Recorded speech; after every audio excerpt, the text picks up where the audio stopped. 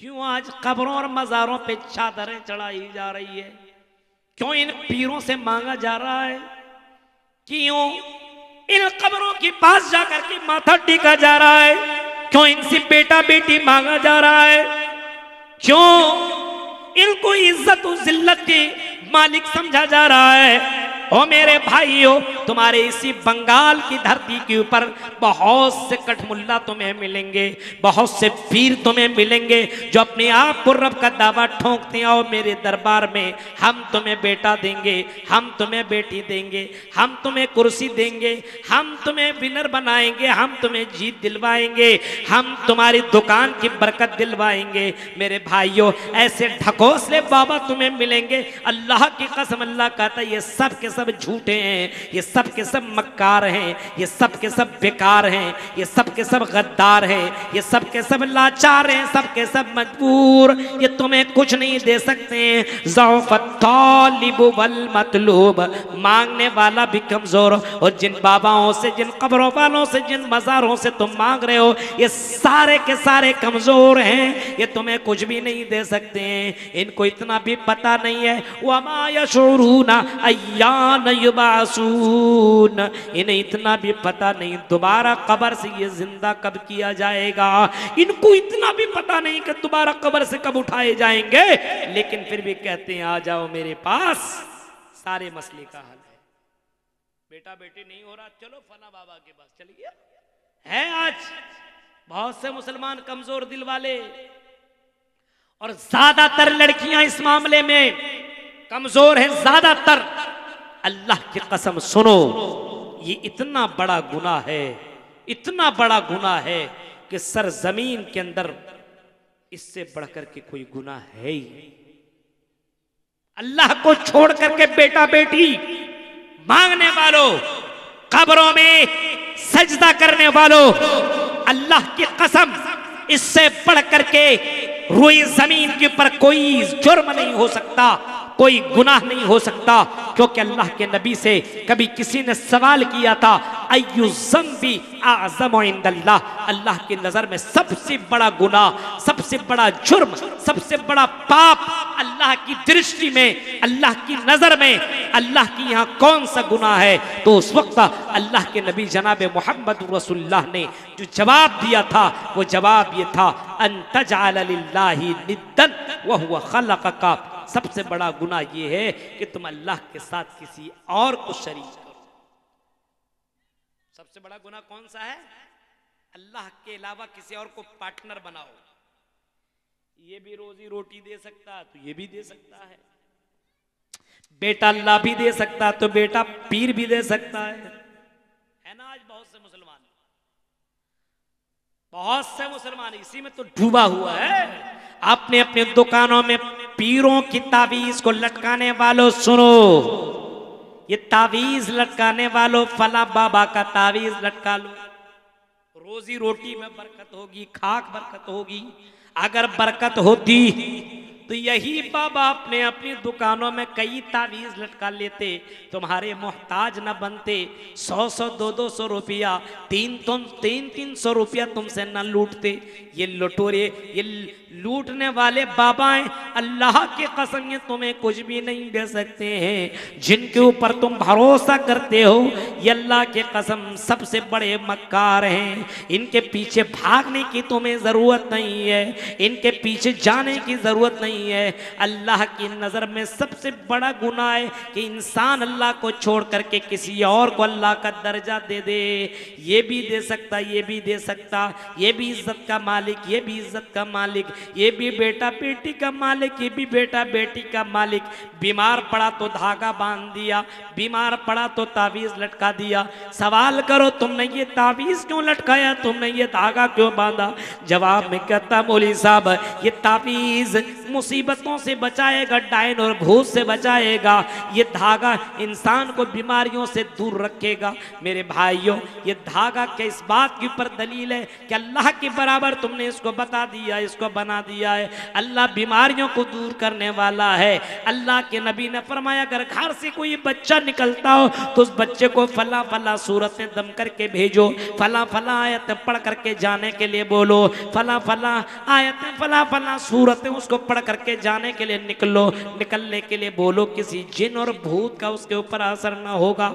आज हमने नबी का फरमान छोड़ा, आज हमने अपने घर के अंदर शिरकुल्लाह करके रख दिया है। मेरे भाइयों, अल्लाह ताला को ये बिल्कुल ही पसंद ही नहीं है, बिल्कुल पसंद नहीं है कि अल्लाह ताला सब कुछ दे, इंसान को सारी चीजें दे, जिंदगी दे, हाथ दे, पैर दे, कान दे, आंख दे, और ये सारी चीजें दिमाग दे, और ये सारा सिस्टम अल्लाह ताला अता करे, और अल्लाह रब्बुल आलमीन को छोड़ करके किसी और के सामने सजदा करे। जाओ बॉम्बे की सरजमीन के ऊपर, आपको वहां भी आपको दरगाह नजर आएगा। आप दिल्ली के अंदर जाओ, वहां भी आपको दरगाह नजर आएगा। आप भोपाल की सरजमीन के ऊपर जाओ, वहां भी आपको बहुत बड़ा आपको मजार नजर आएगा। आप चले जाओ इंदौर चले जाओ, आप बंगाल की धरती के ऊपर जाओ, बहुत बड़े बड़े पीरों ने अपना अपना मजार बना रखा है। मेरे प्यारे साथियों, गौर करो, इन मजारों के ऊपर कौन जा रहा है? यही मुसलमान जाकर के बाकायदा सजदे करता है। तेरा देना लेना तेरा काम है, इज्जत और जिल्लत तेरे हाथ में है, बेटा बेटी देना तेरा काम है। ये कव्वाली गाने वाला, ये मौलवी, ये कठमुल्ला, ये बाबा, इनको अल्लाह की कसम, अल्लाह इन्हें हिदायत दे, अल्लाह के साथ बहुत ही बड़ा जुल्म कर रहा है। और ऐसा अगर काम करोगे तो अल्लाह ताला तुम्हें इज्जत कभी भी नहीं दे सकता है, तुम्हारी मदद कभी नहीं कर सकता है। अल्लाह ताला मदद करेगा, शर्त ये कि तौहीद वाले बनो, तौहीद वाले बनो। तौहीद समझ रहे हैं आप? किसी भी मामले में अल्लाह को छोड़ करके किसी और के ऊपर तवक्कुल नहीं। तौहीद आपको जानना तो चरिंदों और परिंदों को देखो। आपने चरिंदों और परिंदों को देखा है? घोंसले में रहते हैं, घोंसले में चरिंदा परिंदा, उसको जानते हैं? चरिंदे ही परिंदे बोलते होंगे आप लोग। चिड़िया, चिड़िया, चिड़िया कहाँ रहते हैं? घोंसले में। अब सुबह के वक्त वो चिड़िया निकलती, हाँ चिड़िया अपने दाना चुभने के लिए, खुराक के लिए, रिज़्क़ की तलाश में वो चिड़िया अपने घोंसले से निकला करती है। चरिंद और परिंदा निकलते हैं अपने अपने घोंसले से। उनको मालूम नहीं है कि खुराक हमारा कहाँ है, उनको मालूम है? नहीं मालूम है। वो निकला अल्लाह के ऊपर भरोसा करते हुए, और जब शाम में वापस अपने घर लौटता है तो पूरा पेट भरा रहता है और अपने बच्चों के लिए भी खुराक लेकर के आता है। मालूम है? ये भरोसा करके जाता अल्लाह पर, और अल्लाह ताला उन चरिंदों और परिंदों, चिड़िया के पेट को भरता है और उनके बच्चों के लिए अल्लाह ताला अनाज अता करता है। अब अल्लाह के नबी ने फरमाया, और हदीस कुदसी अल्लाह के नबी सल्लल्लाहु अलैहि वसल्लम ने फरमाया, लौ अन्नकुम तवक्कलतुम अलल्लाह हक़्क़ तवक्कुलिही लरज़क़कुम कमा यरज़ुक़ुत तैर यग़दू ख़िसामन व तरूह बिताना।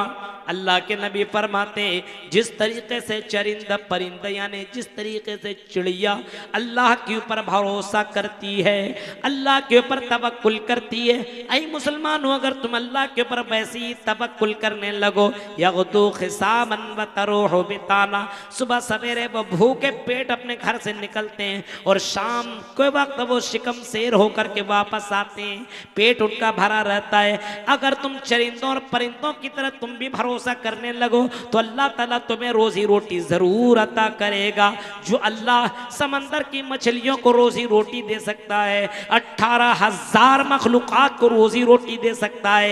एक नहीं, 18,000 मखलूकात को अल्लाह ताला रोजी रोटी दे सकता है। एक एक मछली एक एक दिन में 1000 किलो से ज्यादा गोश्त खाती है। एक मछली, समंदर में ऐसी मछलियां मौजूद है जो एक एक दिन में 1000 किलो, 1000 टन गोश्त खा जाया करती है। 1000 टन मेरे भाइयों जरा तसव्वुर करो, इतनी बड़ी बड़ी मछलियां समंदर के अंदर मौजूद है, एक एक मछली इतना ज्यादा मछलियां इतना ज्यादा गोश्त खा जाया करती है। अब अल्लाह ताला उसको रोजी रोटी दे रहा है, अब एक एक मछली को इतना इतना अल्लाह ताला दे सकता है, तो ऐ मुसलमानों के अल्लाह ताला तुम्हें 2 रोटी और चावल का 2 लुकमा तुम्हें नहीं दे सकता है क्या? तुम्हें भात और तुम्हें मछली और तुम्हें गोश्त और सब्जी अल्लाह ताला नहीं दे सकता है?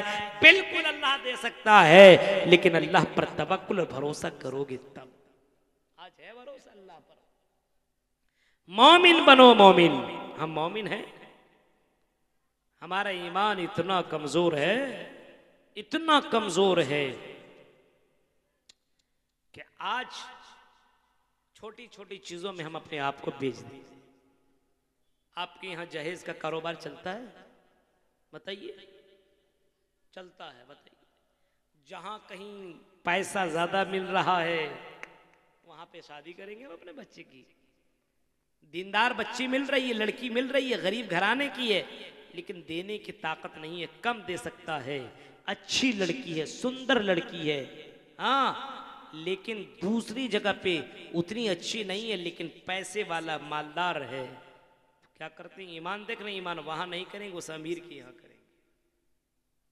गरीब बच्चे को छोड़ दिया, बच्ची को, दीनदार थी, अच्छी थी, लेकिन पैसे वाली नहीं थी, पैसे वाले के पास भाग के अपने ईमान को बेच दिया। ऐसे हैं आज, चंद पैसों में, चंद टकों के बदले अपने ईमान को बदलने वाले लोग आज मौजूद हैं। चंद पैसे के बदले में अपने आप को बदलने वाले मौजूद हैं और कहते मौलाना अल्लाह की मदद क्यों नहीं आ रही है, अल्लाह हमारी मदद क्यों नहीं कर रहा है? इन बेईमानों के ऊपर अल्लाह की मदद करे तो कैसे अल्लाह मदद करे? कौन कौन बेईमान है समझ जाओ, हमें बोलने की जरूरत नहीं है। कौन अपने आप को बेच रहा है, अपने ईमान को, चंद पैसों में? बंगाल के अंदर इतनी ज्यादा प्रोग्राम होते हैं, इतने ज्यादा जलसे होते हैं, लेकिन शादी ब्याह में देखो अल्लाह की कसम कितने रस्म रवाज आपने यहां पे बना रखा है, कितने रस्मों को आपने जन्म दिया हुआ है, जो इस्लाम में कहीं भी जिसका तसव्वुर नहीं है, वो आज बंगाल की धरती के ऊपर पाया जा रहा है। बताइए कौन सा रस्म यहां पे नहीं होता? जहेज का रस्म आपके यहां पाया जाता, मेहंदी का रस्म आपके यहां पाया जाता, बाराती का सिस्टम आपके यहां पाया जाता, लड़का और लड़कियों का आपस में तालमेल और दोनों का साथ में रहने का रस्म आपके यहां मिलता है। मेरे भाइयों जरा तसव्वुर करो और बताओ, क्या इसी को ईमान कहा जाता है? क्या इसी को मुसलमान कहा जाता है? अल्लाह की कसम हरगिज़ नहीं, बिल्कुल नहीं हो सकता है। एक मुसलमान इस तरीके से कभी नहीं हो सकता है। मुसलमान का ईमान कभी नहीं बिक सकता है। पता ये चला ये ओरिजिनल नहीं है, डुप्लीकेट मुसलमान। इसी वजह से सब कुछ बेच रहा है। डुप्लीकेट मुसलमान है, सारी चीजों को बेच रहा है, डुप्लीकेट। हाँ, कितने मुसलमान हैं डुप्लीकेट।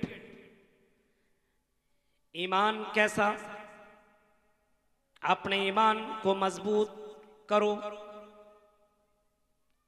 हजरत अब्दुल्ला इब्न उमर की जिंदगी को आपने पढ़ा होगा, हजरत अब्दुल्ला इब्न उमर की जिंदगी को आपने पढ़ा होगा।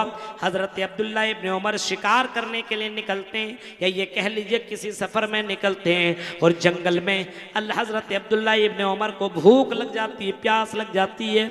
अब उनके पास खाने पीने का सामान नहीं है। हजरत अब्दुल्ला इब्न उमर ने इधर उधर देखा, एक बकरी के ऊपर या बकरी के झुंड के ऊपर नजर पड़ी, तो हजरत अब्दुल्ला इब्न उमर ने सोचा चलो इसके चरवाहे के पास, इनके मालिक के पास चले जाते हैं और उनसे हम बकरी का दूध मांग करके पी लेते हैं। जब इनके सिपाही उनके पास पहुंचे, जब इनका नौकर उनके पास पहुंचा और कहता आई चरवाहा, आई बकरियां चराने वाला, जरा हमको एक बकरी दे दो, हमारा मालिक दूध पिएगा, दूध खाएगा। पी लो छोड़ो, खाएगा। आपके यहाँ तो बंगाल में सब खाया जाता है, पानी खाया जाता है, दूध खाया जाता है, चाय खाया जाता है, खाएगा समझ लो। दूध हमारा मालिक खाएगा, हमारा मालिक पिएगा, जरा हमको दूध दे दो। वो बकरी चराने वाला का दबक हम नहीं दे सकते। बोला क्यों? नहीं दे सकते भाई, हमारी ये बकरी हमारी नहीं है, हमारे मालिक की, हम बस चराते हैं, हम नहीं दे सकते। हजरत अब्दुल्ला इब्न उमर को ये खबर लगी तो वो भी आए और कहा कि चरवाहे ये बकरियां हमें दे दो, एक बकरी दे दो, एक, हम दूध भी पी लेंगे, ज़बह करके गोश्त भी खा लेंगे, तुमको कितना पैसा चाहिए, कितना दीनार और दिरहम चाहिए ये बोलो, हम तुम्हें दे देते हैं। मालिक को पता नहीं चलेगा कि तुमने बकरी बेची है। इतने हजार बकरियों में क्या पता चलेगा, एक बकरी दे दोगे तो किसको मालूम चलेगा, नहीं चलेगा। एक बकरी हमें दे दो, तुम ले लो पैसे दिनार और दिरहम और हमें बकरी दे दो, तुम भी खुश हम भी खुश। चरवाहे ने जवाब जो दिया वो सुनो, ईमान बेचने वालों और चोरी चोरी चुपके चुपके गलत काम करने वालों, अपने घर के चार दीवारी में बंद कमरे में लड़कियों से वीडियो कॉलिंग करने वालों और पार्कों में जाकर के अपने बॉयफ्रेंड और अपनी गर्लफ्रेंड से मिलने वालों और इसी तरीके से हरामखोरी कमाने वालों, जुआ के अड्डे में जाकर के बैठ करके जुआ खेलने वालों, शराब की दुकानों में जाकर के शराब पीने वालों, जरा सुनो इस चरवाहे का जवाब। उसने जवाब दिया, आइन अल्लाह, आई अजनबी बताओ फिर अल्लाह कहाँ है, आइन अल्लाह बताओ अल्लाह कहाँ है, अल्लाह कहाँ है बताओ जरा अल्लाह कहाँ है, आइन अल्लाह, अल्लाह कहाँ है बताओ, अल्लाह कहाँ है जरा हमें खबर दो, हम ये गलत काम कर लेंगे, हमारा मालिक नहीं देखेगा, कोई देखेगा नहीं, लेकिन अल्लाह जो अर्श के अंदर मुस्तवी है और फर्श की तमाम चीज़ों को वो जानता है, तमाम चीज़ों से वह बाखबर है, तमाम हरकतों को वो रिकॉर्ड कर रहा है। चूंटी जमीन के ऊपर चलती है, उस चूंटी के चलने की आवाज को भी वो सुनता है और अल्लाह ताला जानता है। बताओ फिर अल्लाह कहाँ है, कल क़यामत के दिन हम अपने रब को कौन सा चेहरा दिखाएंगे, अपने रब को हम क्या जवाब देंगे। मेरे भाइयों, हजरत अब्दुल्ला इब्न उमर को यह सुनना था कि हजरत अब्दुल्ला इब्न उमर ने छोड़ दिया बकरी लेना और वापस मुड़े और दूसरे दिन अपने सिपाहियों को भेजा, जाओ जरा देखो उस गुलाम को लेकर के आओ, उस चरवाहे को लेकर के आओ और उसके मालिक को लेकर के आओ। उसके मालिक और चरवाहे को तलाश किया गया और तलाश करने के बाद आखिरकार मिल गया। दोनों को हजरत अब्दुल्ला इब्न उमर के दरबार में पहुंचाया। हजरत अब्दुल्ला इब्न उमर ने कहा, आई मालिक जरा इस गुलाम को तो बेच दो, हम इसको खरीद लेते हैं। कहा नहीं बेचेंगे, बहुत फायदा होता है हमको, हम नहीं बेचेंगे। पहले के जमाने में इंसान बेचा जाता था, खरीदा जाता, मालूम है ना, गुलामी चलती थी। आपने किसी को खरीद लिया, बस वो गुलाम हो गया, जिंदगी भर वो कहीं नहीं जा सकता है, वो भाग भी नहीं सकता, क्योंकि उनके पास गुलामी वाला सर्टिफिकेट जो किसी और के पास रखा हुआ है, वो जब तक उसके पास वो वापस ना उसको मिले तब तक उसको आज़ादी नहीं मिल सकती है। अपनी गुलामी से आज़ादी के लिए वो पूरी जिंदगी भर नौकर की तरह खटता था और अपनी उसी की वजह से वो जिंदा रहता था। गुलामी चलता था, गुलामी, इंसान को खरीद लिया जाता था और मालिक का गुलाम बन जाता था, नौकर नहीं, गुलाम। अब जिस वक्त मालिक कहे बैठ तो बैठ, जिस वक्त कहे खड़े हो तो खड़े हो, जिस वक्त इंसान वो मालिक जो कहे उसको करना पड़ेगा, उसको गुलाम रहता था। बहुत से मालिक इतने जाबिर और इतने जालिम किस्म के होते थे कि इंसान के ऊपर ऐसे ऐसे जलाम, ऐसे ऐसे जुल्म ढाए हैं कि दास्तान आप पढ़ेंगे तो आपकी आंखों से आंसू निकलेंगे। मेरे भाइयों, इस्लाम आने के बाद इस गुलामी से इस्लाम ने लोगों को आजाद कर दिया, गुलामी से आजाद किया है। हजरत अब्दुल्ला इब्न उमर कहते हैं, मालिक इस गुलाम को तुम मुझे बेच दो, कितने में बेचोगे? वो तैयार नहीं हो रहा है।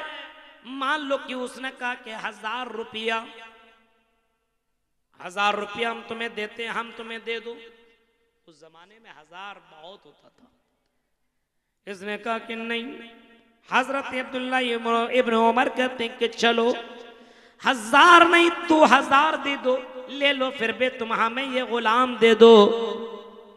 मिसाल के तौर पर मैं बता रहा हूं, उस जमाने में 2000 बहुत माने जाते थे, बहुत ज्यादा कीमत उसको समझा जाता था, बहुत ही ज्यादा। मान लीजिए आज के दौर में 1 करोड़ 2 करोड़, किसी को बता दो 1 करोड़ दे दो तो अपने बीवी दे देगा। लो इस मुसीबत को, ऐसे भी लोग मौजूद है। 1 करोड़ हमें मिल रहा है।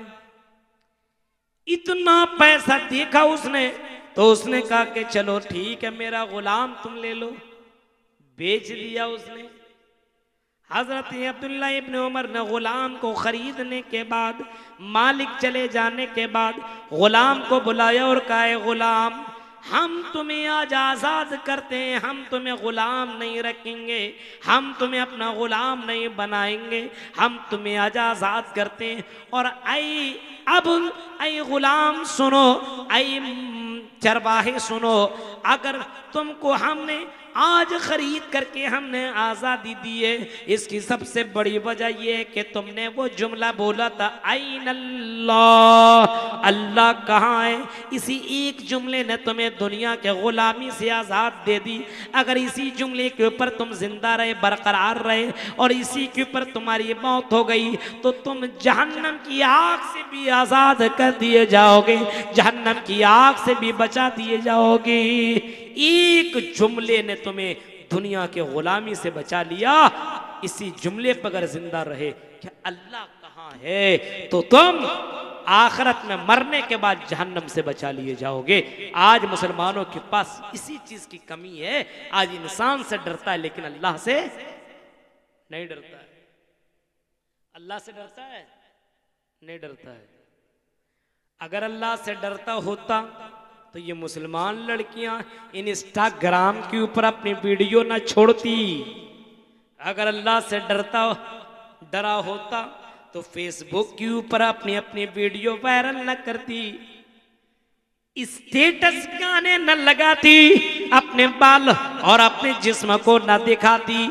ये मुसलमान लड़के अल्लाह की कसम होटलों में, पार्कों में, कॉलेजों में और ना जाने किन किन जगहों में गलत काम करते हुए जो तुम्हें नजर आते हैं, अगर अल्लाह की जात के ऊपर ईमान होता और भरोसा होता और अल्लाह की से जैसा डर है वैसा डर होता तो अल्लाह की कसम ये बाजार में जो गलत करने वाले लोग मौजूद हैं, जो शराब पीने वाले लोग मौजूद हैं, जो जुआ खेलने वाले मौजूद हैं, ये आपको मुसलमानों में नजर नहीं आता। पता ये चला कि आज मुसलमानों के पास ईमान की कमी है, यानी अल्लाह से नहीं डर रहा है, इंसान से डरता है, अल्लाह से नहीं डरता है। अल्लाह से नहीं डरता है। जाइए कलकत्ता, पार्कों में अगर कभी जाने के इत्तेफाक हो तो आपको लगेगा मुसलमान लड़की निकाब पहन कर के आती है और पार्क में गई तो निकाब उतारी और जींस और टी शर्ट में हाजिर। अभी शरीफ बन रही थी, अब शैतान की अम्मा दिखती है। ऐसी भी लड़कियां मौजूद है, बताइए। और बाद में पता चलेगा वहां पे निकलने के बाद क्या नाम है, फातिमा, क्या नाम है सुमैया, क्या नाम है कुलसूम, क्या नाम है जैनब। वही लड़की किसी गैर मर्द के साथ बाकायदा सबके बीच में इंजॉय करते हुए और अपने बॉयफ्रेंड के बाहों में जाकर के गलत काम करती हुई नजर आती है और नाम बोलती है सुमैया, फातिमा, कुलसूम।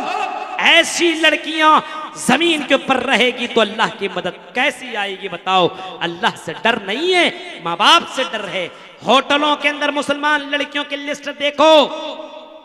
ओयो होटल में जो के ओरियान में और गलत काम के लिए जिन होटल को खोला गया है उनके अंदर सबसे फहरिस्त में नंबर 1 ओयो होटल आता है। उस होटल के अंदर कितनी मुसलमान लड़कियां अपनी जिस्म को बेचती हुई नजर आती है। जाओ तो सही और हकीकत को पता चलो, आपको पता चलेगा ये मुसलमान नाम के हैं। अल्लाह की कसम इस्लाम के नाम पर ये कलंक है, तब पता चलेगा आपको। कहते मौलवी साहब अल्लाह की मदद नहीं आ रही है, अल्लाह की मदद ईमान है नहीं। शौहरों के साथ गद्दारी करने वाली कितनी लड़कियां मौजूद हैं। शौहर कमाने के लिए दिल्ली, मुंबई, कलकत्ता गया, उसकी बीवी किसी और के साथ एंजॉय करते हुए नजर आती है, किसी और के साथ घूमते हुए नजर आती है, किसी और के साथ होटलों में चाय पीते हुए नजर आती है। बहुत सारी सारी लड़कियां तुम्हें नजर आएंगी, बहुत सारी लड़कियां इधर आपके मालदा और फरक्का की लड़कियां कलकत्ता में पढ़ती हैं, लेकिन उनकी खबरें हमें अभी मिलती है कि फलां लड़की हाजी साहब की बेटी थी, फलां लड़की बड़ी दीनदार घराने की बेटी थी, गई कलकत्ता पढ़ने, लेकिन वहां पे किसी हिंदू लड़के से उनका इश्क हो गया, प्यार हो गया।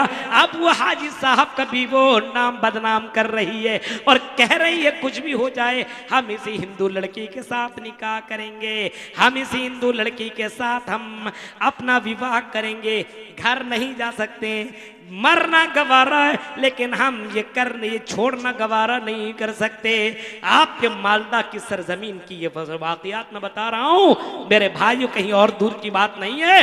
तसव्वुर करो आपने अपने बेटियों को कौन सी तालीम दी, पढ़ने भेजा कुछ और पढ़ने लगती है, आपने लड़कों को पढ़ने बेड़ा कुछ और पढ़, ये मुसलमान है क्या? मक्का क्या मालदा की सरजमीन के ऊपर क्या इस्लाम का कानून नाफिज इस्लाम इन मर्दों के ऊपर और इन औरतों के ऊपर नहीं होता? आपकी इसी सरजमीन के ऊपर चले जाइए आप, दार्जिलिंग कितना दूर है आपको पता है? दार्जिलिंग जाएंगे तो कितने पे डार्लिंग आपको नजर आएंगे। हाँ, बहुत सी लड़कियां और लड़के आपको उस सरजमीन के ऊपर गलत काम करते हुए नजर आएंगे। अल्लाह की कसम आप बेशर्म हो, आप अपने आप के ऊपर सोचने पे मजबूर हो जाएंगे कि इस्लाम कहां था और इस्लाम कहां पहुंच गया। आज मुसलमानों ने अपने पैरों पे कुल्हाड़ी मारी है, अपने पैरों पे कुल्हाड़ी मारी है। जो नौजवान अपनी नजरें देखना गवारा नहीं करता था, वो मुसलमान लड़का कई लड़कियों के साथ रात गुजारता है होटलों में। ये मुसलमान है जिन्हें देख के शर्माई यहूद। आपने वो मंजर देखा होगा, आपने वो मंजर भी सुना होगा उमर फारूक के दौर का, जब उमर फारूक अपने लश्कर के साथ किसी यहूदी बस्ती से गुजर हो रहा था। यहूदी बस्ती ने सोचा मुसलमानों के ऊपर ऐसे हुकूमत नहीं कर सकते, चलो मुसलमान नौजवानों को अपने चंगुल में ले लेते, अपने अपने शिकार बना लेते, उनको हम बहकाते, उनको हम अपना दीवाना बनाते। किसी ने पूछा कैसे? जवाब में आया कि अपनी अपनी खूबसूरत सुंदर बेटियों को, बहनों को बाहर करो, रास्ते में खड़ा करो, उरिया लिबास पहनाओ, उसको छोटा छोटा ड्रेस उनको दो, उनके जिस्म को दिखना चाहिए ताकि मुसलमान मर्दों की नजर जब इन लड़कियों के ऊपर पड़े तो मुसलमान लड़का इनके ऊपर फिसल जाएगा, और जब इनके ऊपर फिसलेगा तो हम मुसलमानों के ऊपर हुकूमत कर लेंगे, मुसलमानों को शिकस्त दे देंगे।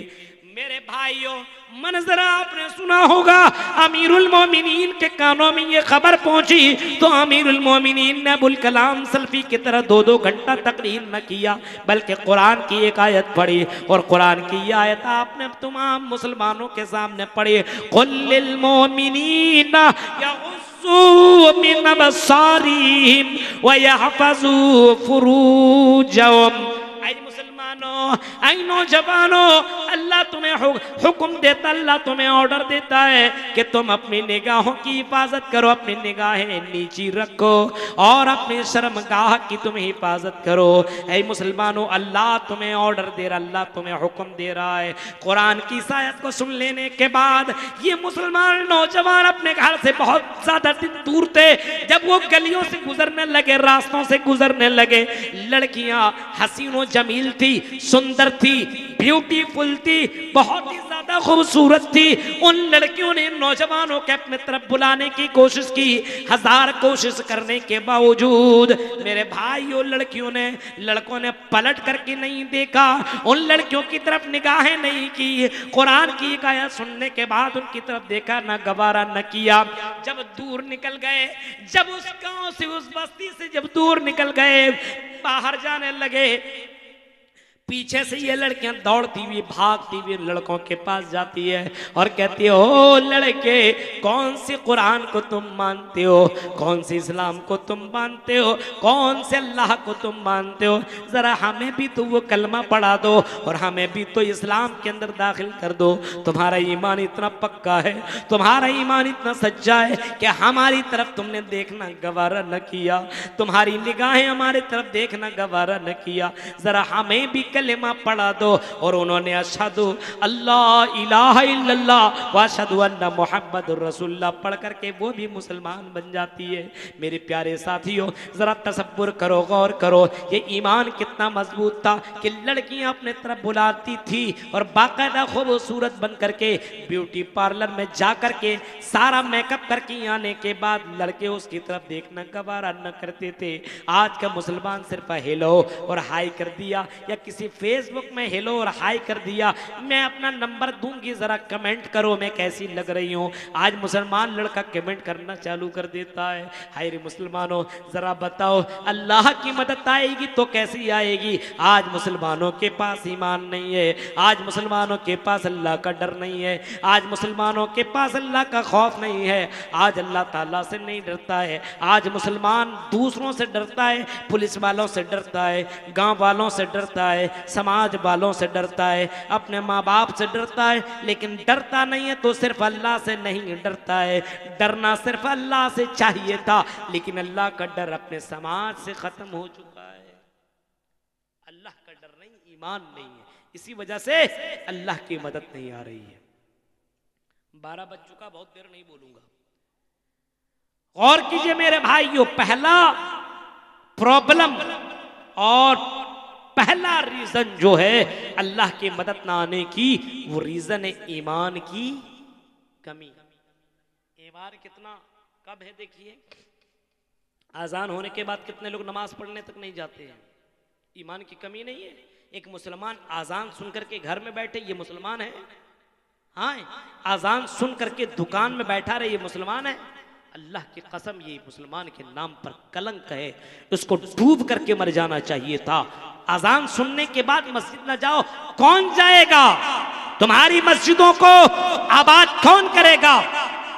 आजान सुनने के बाद तुम मस्जिद में तुम जाओ, अपने बच्चे को तुम लेकर के जाओ, और आई मेरी माँ, आजान सुनने के बाद तुम नमाज पढ़ो। अगर तुम्हारे यहाँ मस्जिद में पढ़ने की जगह नहीं है तो घर में नमाज पढ़ो, और खुद पढ़ो और अपने बेटियों को नमाज पढ़ाओ। क्योंकि अल्लाह के नबी ने फरमाया, जब बच्चा 7 साल का हो, मुरू औलादकुम बिस्सलाति वहुम अबनाउ 7 सिनीन, जब बच्चा 7 साल का हो तो नमाज पढ़ने का हुक्म दो।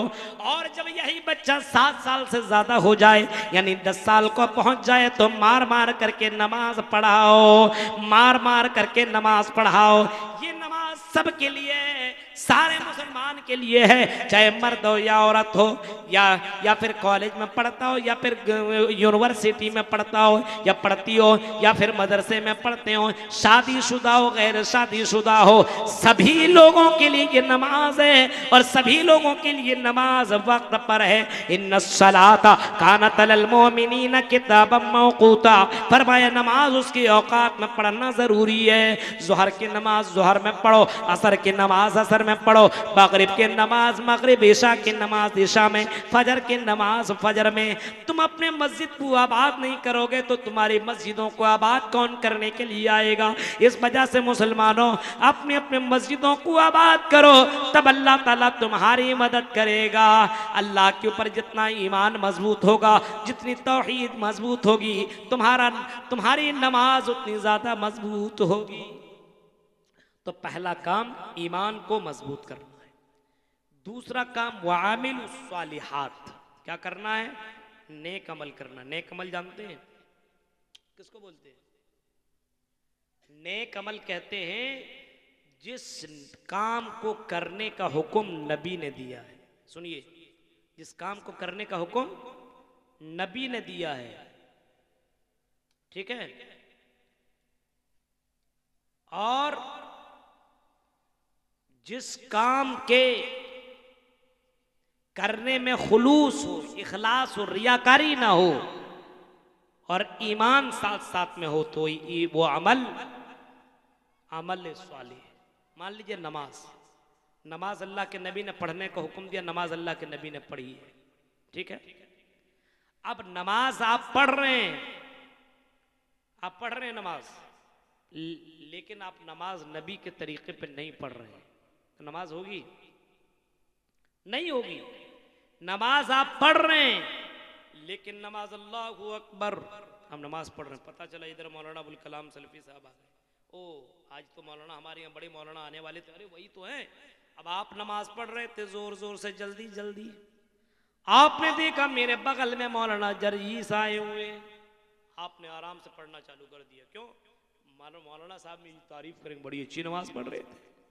यहाँ पे आपने रियाकारी कर दी। नमाज आप पढ़ रहे थे लेकिन अल्लाह के लिए नहीं, बल्कि किसी और के लिए आपने नमाज पढ़ी, दिखावे के लिए नमाज पढ़ी। जिसके अंदर रियाकारी हो, दिखावा हो, वो नमाज, वो अमल स्वाले नहीं होगा। अमल स्वाले के लिए होना जरूरी है इखलास। अमल स्वाले होने के लिए होना है नबी की मोहर। नबी ने जैसे किया, जैसे नमाज, सल्लु कमा रअयतुमूनी उसल्ली, नमाज पढ़ो वैसे जैसे मेरे नबी ने नमाज पढ़ी है। नबी ने जैसे पढ़ी वैसे पढ़ना पड़ेगा। जैसे अभी इशा के वक्त आपने कितने रकात पढ़ी? जिसने पढ़ी है, बाकी छोड़ो, 4 रकात। अब आप सोचिएगा आज मेरे पास टाइम ही टाइम है, क्या करें? 4 की जगह आप 5 पढ़ लिया, 6 पढ़ लिया, 7 पढ़ लिया, 8 पढ़ लिया, 9, 10, 15 नमाजी तो है। रुकू सजदा क़याम ही तो कर रहे, कुछ गलत थोड़ी कर रहे हैं। नमाजी तो पढ़ रहे हैं, सवाब तो मिलना चाहिए था। सवाब क्यों नहीं मिल रहा है? सवाब क्यों नहीं मिल रहा है? क्योंकि नबी ने ऐसा नहीं किया है, नबी की मोहर नहीं है। ये 4 ही पढ़ सकते, 3 नहीं, 5 नहीं पढ़ सकते हैं। क्यों? क्योंकि ये नमाज उतनी ही रकात फर्ज है। अगर 4 की जगह 5 पढ़ेंगे, नमाज ही पढ़ेंगे, लेकिन अल्लाह की कसम उसमें सवाब नहीं बल्कि गुनाह होगा। अमल है लेकिन अमल साले नहीं माना जाएगा, क्योंकि आपने नबी के तरीके पे नमाज नहीं पढ़ी। तो अमल साले के लिए 3 चीजों के शर्त होना जरूरी है। ईमान, एक आदमी नमाज भी पढ़े, नबी के तरीके पे भी पढ़े, बिल्कुल अल्लाह के लिए पढ़े, लेकिन मुसलमान ही ना हो तो चलेगा? नहीं चलेगा, बिल्कुल नहीं, वो रिजेक्ट कर दिया जाएगा। इस वजह से जहां कहीं कहा गया बुनियल इस्लाम खम्स शहादतु अल्ला इलाहा इल्लल्लाह, इस्लाम की बुनियाद 5 चीजों के ऊपर रखी गई है। शहादतु अल्ला इलाहा इल्लल्लाह व अन्ना मुहम्मद रसूलुल्लाह, बुनियाद, इस्लाम की बुनियाद 5 चीजों पर रखी गई है। पहला तौहीद का इकरार करना, ला इलाहा इल्लल्लाह मुहम्मद रसूलुल्लाह का इकरार करना, व इकामिस सलाह, फिर नमाज कायम करना, नमाज अदा करना। यानी ईमान के बाद ये अमल साले शुरू हो रहा है। ईमान नहीं है तो अमल साले भी नहीं है। अगर कोई गैर मुस्लिम भाई अगर ठंडी के मौसम में अगर ये कम्बल बांटे, कम्बल बांटना भी नेक अमल है, लेकिन गैर मुस्लिम भाई अगर इस कम्बल को बांटता है तो दुनिया में उसका अजर मिलेगा, मरने के बाद उसे अजर नहीं मिलेगा, मरने के बाद उसे सवाब नहीं मिलेगा। इस वजह से ईमान लाने के बाद कोई काम करोगे तभी सवाब मिल सकता है, तभी आपको जन्नत मिल सकती है। ईमान नहीं, कुछ भी कर लो, दुनिया को दान प्रदान कर लो, चाहे 1000 नमाजें पढ़ लो, चाहे कुछ भी कर लो, लेकिन ईमान नहीं है तो आपको सवाब नहीं मिलेगा। तो अमल साले करेगा जो भी, तो अमल साले करने वालों की मदद अल्लाह ताला करेगा। आज अमल साले कितने लोग करता है? आज देखिए रियाकार लोग। अभी 15वीं शाबान कितना कुछ हुआ, बोलने की जरूरत नहीं है। 12 रबीउल अव्वल को कितने झंडे लगते हैं? कहीं साबित है कुरान और हदीस में? एक हदीस दिखाओ, कुरान की एक आयत दिखाओ। हाँ, शबे बारात के मौके पे एक भी आयत दिखाओ। नबी ने किया, सहाबा ने किया, सलफ सालिहीन ने किया, इमाम बुखारी, इमाम शाफी, इमाम अहमद, इमाम हम्बल, किसी भी इमाम ने किया तो साबित करो। किसी ने नहीं किया, खुद कर रहा है। ये मौलवी है, अपने पेट के वास्ते पता नहीं क्या क्या करेंगे। मेरे भाइयों, ये सब की सब बिदात है, ये सब के सब इस्लाम की नज़र में गलत है। इसको करने से सवाब नहीं बल्कि गुनाह होगा, इतना आप समझ जाइए मेरे भाइयों। इस वजह से जो भी काम कीजिए ओरिजिनल डुप्लीकेट नहीं इस्लाम में चलेगा, नहीं चलेगा। नेक अमल कीजिए, नेक अमल। 2 काम हो गया, नेक अमल। तीसरा काम, और बहुत ध्यान से इसको सुनिएगा, तीसरा काम बहुत जरूरी है आज के दौर। तीसरा काम यह है कि अल्लाह की मदद करो। क्या करो? अल्लाह की मदद करो, अल्लाह की हेल्प करो। अब आप बोलिए मौलवी साहब हम अल्लाह की हेल्प क्या करें? हम कहां और अल्लाह कहां? हम फकीर, अल्लाह अमीर, गरीब, अल्लाह कहाँ मालदार, हम गरीब। हाँ, हम अल्लाह की मदद कैसे करें मौलवी साहब? हम तो खुद अल्लाह से मांगते, अल्लाह दे दे दे दे दे, हम कैसे उसकी मदद कर सकते हैं? हम अल्लाह की मदद कैसे कर सकते हैं? अल्लाह कहता है इन तंसुरुल्लाह यंसुरकुम व युसब्बित अक़दामकुम। ऐ लोगों, अगर तुम अल्लाह की मदद करोगे तो अल्लाह तुम्हारी मदद करेगा। कुरान करीम सूरे मोहम्मद पढ़ लेना, इन तंसुरुल्लाह यंसुरकुम, अगर तुम अल्लाह की मदद करो तो अल्लाह तुम्हारी मदद करेगा। वो युसब्बित अक़दामकुम, तुम्हारे कदमों को साबित कदम कर देगा, तुम्हारे कदमों को जमा देगा। तुम्हें कोई बर्बाद नहीं कर सकता, कोई तुम्हें जलील और रुस्वा नहीं कर सकता, तुम्हारे कदमों को अल्लाह ताला जमा देगा। शर्त ये कि तुम अल्लाह की मदद करो। अल्लाह की मदद कैसे करें? आओ आओ जरा हम तुम्हें बताएं। ओ भस्म नगर के लोगों, ओ मालदा और बंगाल के लोगों, हम अल्लाह की मदद कैसे कर सकते हैं? आज अल्लाह की मदद की सख्त जरूरत है। आज इस्लाम को मिटाने की साजिशें रची जा रही हैं, आज कुरान को खत्म करने की कोशिश की जा रही है, आज हिजाब के ऊपर पाबंदी लगाई जा रही है, आज मस्जिदों को निस्तो नाबूद किया जा रहा है, आज मदरसों के ऊपर ताले लगाए जा रहे हैं, आज उलमा को बंद किया जा रहा है, आज उलमा को खत्म करने की साजिशें रची जा रही है। ऐ मुसलमानों, अल्लाह की मदद का मतलब ये इस्लाम की तुम मदद करो। क्या करो? इस्लाम की मदद। इस्लाम की मदद। जहां दावती प्रोग्राम हो, जहां जलसा हो, जहां इस्लामी प्रोग्राम हो, इस्लामी प्रोग्राम में दान प्रदान करो। जितना पैसा दे सकते हो, जितना टाइम दे सकते हो, तन मन धन से साथ दो। कितने मुसलमान हैं जलसा क्यों कर रहे हैं? नहीं करना चाहिए, इतना पैसा खर्चा हो रहा है। और ऑर्केस्ट्रा हो तो वो पैसा देंगे, गलत काम हो तो पैसा लगाएंगे, दीन के काम में वो पैसा नहीं लगा सकते। मदरसे बन रहे हो तो मदरसों में तुम पैसे लगाओ, अल्लाह की मदद करो, क्योंकि इन्हीं मदरसों से उलमा निकलते, मौलवी निकलते, जिनसे तुम दीन की बातें सुनते हो, जो तुम्हारा निकाह पढ़ाता है, तुम्हारा जनाजा पढ़ाता है, और साथ साथ में तुम्हारे बच्चों को कुरान भी पढ़ाता है, तुम्हें इस्लाम की बातें सिखाता है। मदरसों से ये बच्चे निकल रहे हैं, अपने यहाँ मदरसे को कायम करो, मदरसों को जिंदा करो।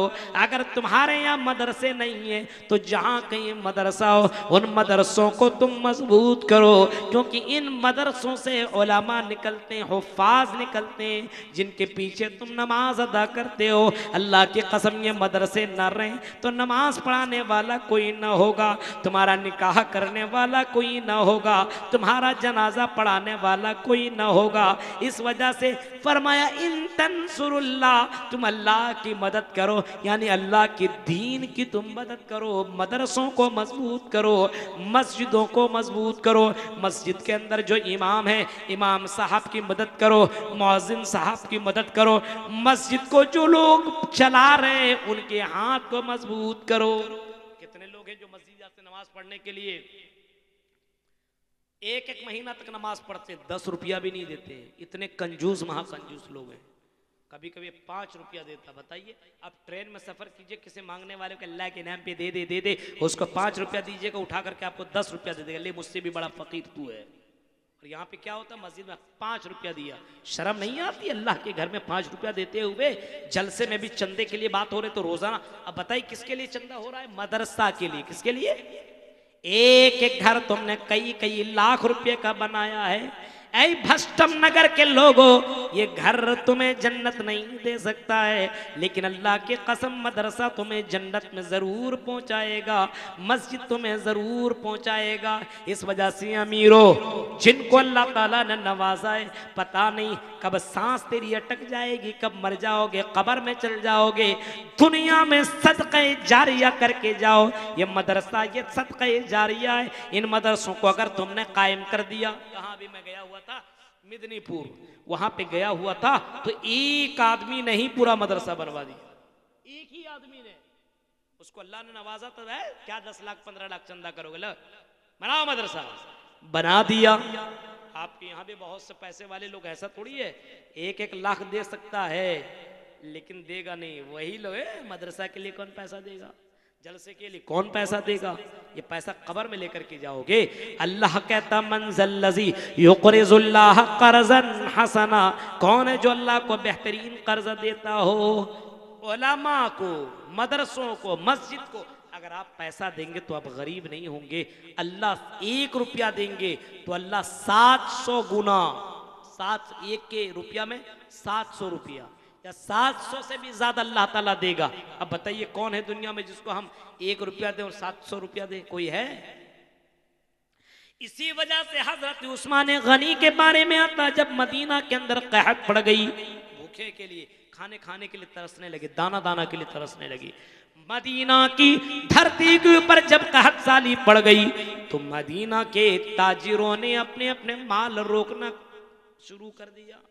कभी कभी होता है ना, किसी चीज की कमी हो जाती है तो उसका डिमांड बढ़ जाता है, पैसा बढ़ जाता है। अभी प्याज की कीमत कितनी ज्यादा बढ़ गई थी, टमाटर की कीमत अभी 2 महीना पहले टमाटर, अभी देखिए 10 रुपया 15 रुपये केजी मिल रहा है, उस वक्त 200 रुपया 300 रुपया कहीं पे मिल रहा था किलो, आदमी ले रहा था। क्यों? कमी आ गई, अब उसी का दाम बढ़ गया। जो चीज कमी आ जाती है उसका दाम बढ़ जाता है और दाम में बेचने लगते हैं। मजबूरी में तो भाई लेना पड़ेगा। हाँ, मजबूरी में तो कोई भी चीज ले सकते हैं ना। मजबूरी में आप मान लीजिए अभी 1 बोतल पानी यहाँ पे रखा हुआ है, कुछ नहीं है।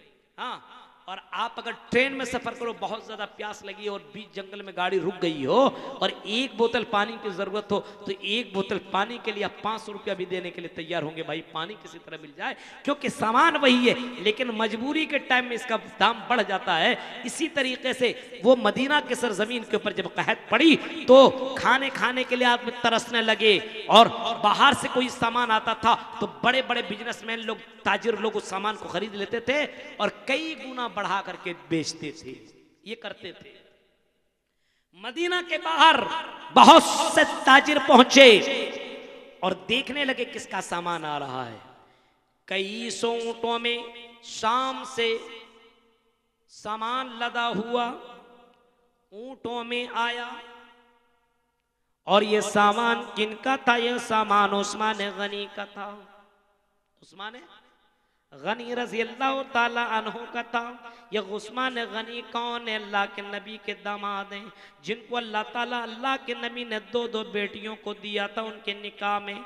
हजरत उस्मान गनी का सामान आया, कई हजार ऊंटों में लद करके जब सामान आया तो मदीना के बड़े बड़े बिजनेसमैन बाहर आ गए, बड़े बड़े तुज्जार बाहर आ गए और हजरत उस्मान गनी से कहते हैं, आई उस्मान गनी हमें ये सामान दे दो, जितना तुम कीमत बोलो उतना हम तुम्हें दाम दे दें।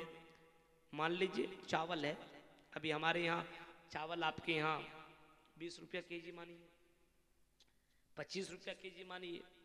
लोगों ने कहा उस्मान गनी तुम इस चावल को 25 की जगह तुम 50 रुपये में दे दो। 25 रुपया दाम है, 25 में लाए हो तुम शाम से, 50 दे दो। उस्मान गनी कहते हैं नहीं, मुझे इससे भी ज्यादा दाम मिलने वाला है। दूसरा ताजिर कहता है 50 की जगह 75 में दे दो। 30 उस्मान गनी कहते हैं नहीं, इससे भी ज्यादा हमें मिलने वाला है। चौथा कहता है आई उस्मान हमें तुम 100 रुपया केजी दे दो। 25 का 100 रुपया 3 गुना बढ़ा करके दे रहे हैं।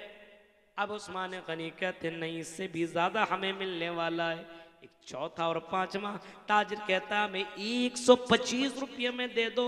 उस्मान गनी कहते नहीं, हमें इससे भी ज्यादा मिलने वाला है। एक सातवां ताजिर कहता है हमें 150 रुपये केजी में दे दो। आई उस्मान 150 रुपये केजी, 25 की जगह हम 150 दे रहे हैं, उसमें तुम दे दो। उस्मान गनी कहते हैं नहीं, इससे भी ज्यादा मिलने वाला है। एक और ताजिर आगे बढ़ता है, कहता उस्मान गनी 175 में दे दो, 175 रुपये में दे दो। उस्मान गनी कहते नहीं, इससे भी ज्यादा हमें मिलने वाला है। एक और आगे बढ़ा, कहा है उस्मान हमें तू ये सारा सामान 200 रुपये केजी में दे दो। उस्मान गनी कहते नहीं, इससे भी ज्यादा मिलने वाला है। सब चीख करके कहने लगते हैं, आई उस्मान कौन है बताओ। हम मदीना के सारे ताजिर यहाँ पे मौजूद है, सारे बिजनेसमैन मौजूद हैं, कौन तुम्हें इससे ज्यादा दे सकता है। हम सब के सब बड़े बड़े बिजनेसमैन हैं। उस्मान गनी जवाब में कहते हैं, मेरा अल्लाह, मेरा अल्लाह, मेरा अल्लाह, इन तमाम माल को मैं गरीबों में बांट दूंगा, इन तमाम माल को मैं यतीमों में तकसीम कर दूंगा, और मेरा अल्लाह इस माल के बदले 700 गुना बढ़ा करके देगा, इससे भी ज्यादा देगा। तुम 700 गुना बढ़ा करके नहीं दे सकते हो, तुम इतना दाम कभी भी नहीं दे सकते हो, मेरा अल्लाह उससे भी ज्यादा दे सकता है। मेरे भाइयों, ये कह करके उस्मान गनी ने तमाम माल को गरीबों और यतीमों में बांट दिया। और मालदार लोगों बताओ, उस्मान गनी हो करके और इतने मालदार हो करके वो जब यतीम और गरीब के लिए इतना कुछ कर सकते हैं, तो आपने यहाँ मदरसे कायम करके यतीम गरीब बच्चों को तो पढ़ा सकते हो, आपने यहाँ पे आलिम बना सकते हो, सदक़े जारिया के लिए ये काम कर सकते हो। जब तुम ये काम करोगे तो अल्लाह तुम्हारी मदद करेगा। इन तंसुरुल्लाह यंसुरकुम व युसब्बित अक़दामकुम, फरमाया अगर तुम अल्लाह की मदद करो तो अल्लाह तुम्हारी मदद करेगा। तो अल्लाह की मदद करो। कुछ लोग नमाज पढ़ने वाले भी कहते हैं जलसा नहीं होना चाहिए, मदरसा नहीं बनना चाहिए, फला नहीं होना चाहिए। अल्लाह की कसम ये मुनाफिक है, मुनाफिक। हर वक्त यही सोचना चाहिए कि अल्लाह का दीन अपने गांव के अंदर आ जाए, इस्लाम का कानून अपने यहाँ जिंदा हो जाए, इस्लामी तहजीब अपने यहाँ पैदा हो जाए, हमारी लड़कियां पर्दा में आ जाए, हमारे नौजवान लड़के दीनदार बन जाएं। हर किसी की ये सोच होनी चाहिए, हर किसी की ये फिक्र होनी चाहिए, तब समाज के अंदर इस्लाह हो सकता है। इतना बड़ा प्रोग्राम होने के बाद कितने लोग अपने घर के अंदर बैठे हुए हैं, लेकिन दीन सुनने के लिए नहीं आ सकते हैं। अल्लाह की कसम मैं बता रहा हूं, ऐसे लोग अल्लाह के यहाँ क्या जवाब देंगे समझ में नहीं आता है। अल्लाह के यहाँ इनको जवाब देना पड़ेगा। इस्लाम की मदद करो, चाहे आप जैसे कर सकते हो, जिस तरीके से कर सकते हो, तन मन धन से, हर एतबार से तुम अल्लाह की मदद करो, अल्लाह तुम्हारी मदद करेगा। नबी ने अल्लाह की मदद की, सहाबा ने अल्लाह की मदद की, तबा ताबईन ने मदद की, उलमा ने मदद की, असलाफ ने मदद की। तुमको भी अल्लाह की मदद की जरूरत है। मान लीजिए इस्लाम को पहुंचाने के लिए हम कितना दूर से आए हैं, ये इतना दूर का सफर करके हम कंटिन्यू 10 घंटा कार से सफर करके आए, फिर हमें जाना पड़ेगा। मेरे भाइयों, क्यों? इसकी एक वजह यह है कि आपने हमें दीन के लिए बुलाया है, आपने हमें इस्लाम सुनने के लिए बुलाया है। हमने आपके सामने इस्लाम को पेश किया है, हमने आपके सामने कुरान को पेश किया है। कौन है जो कुरान का पैसा दे? कौन है जो हदीस का पैसा दे? कुरान की कोई कीमत नहीं हो सकती, हदीस की कोई कीमत नहीं दे सकता है। दुनिया की कोई ताकत कुरान और हदीस की कीमत नहीं दे सकता है। मेरे भाइयों, इसका अज सिर्फ अल्लाह ताला ही देगा। इस वजह से मेरे भाइयों, आपके यहाँ अगर कोई दीन सुनाने के लिए आता है तो दीन सुनिए और उसके ऊपर अमल करने की कोशिश कीजिए। इंशाअल्लाह मुझे पूरी उम्मीद है कि जिस मदरसा के लिए आपने इस जलसे को कायम किया है, कल ऐसे ऐसे लोग आएंगे जो लाख रुपये तक का भी चंदा देंगे, 50,000 का भी चंदा देंगे। इंशाअल्लाह आपका मदरसा बनेगा, क्योंकि अल्लाह के दीन की मदद करना है। और अल्लाह ऐसे बंदों को आज जिंदा रखा हुआ है जो अकेले अपने दम पर मदरसों को जिंदा रख सकता है।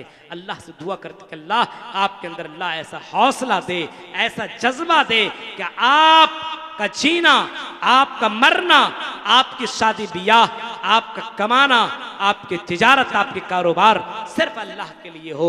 रब्बुल आलमीन से दुआ है कि रब्बुल आलमीन जो बातें बताई गई, अल्लाह इन बातों के ऊपर हम जमी मुसलमानों को अमल करने की तौफीक अता फरमा। अल्लाह जब तक तुम्हें जिंदा रख, इस्लाम के ऊपर जिंदा रख, जब भी खात्मा हो ईमान के ऊपर खात्मा हो। आमीन। व आखिर दावाना अल्हम्दुलिल्लाहि रब्बिल आलमीन। अस्सलामु अलैकुम व रहमतुल्लाहि व बरकातुहू।